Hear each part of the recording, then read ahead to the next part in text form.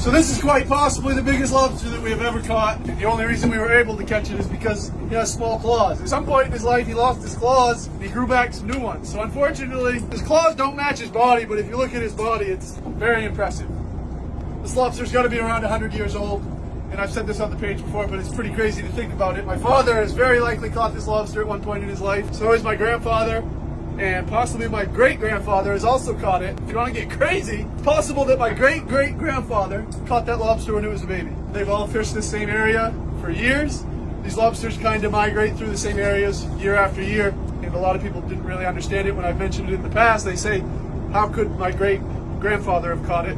It would have been legal size. But 90 years ago, when he was young, this would have been undersized. This lobster would have been oversized around 50 years ago. It's pretty crazy to think about old lobster. They're protected in Maine for breeding. We're gonna give him a snack. If his claws still work, the poor old bugger, he's getting old. He's got no teeth on his claws. Other than that, he's pretty healthy though. Usually when they're this old, they get pretty stove up.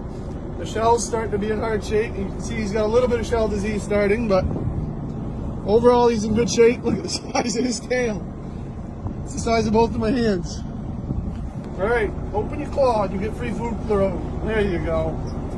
We'll make some babies.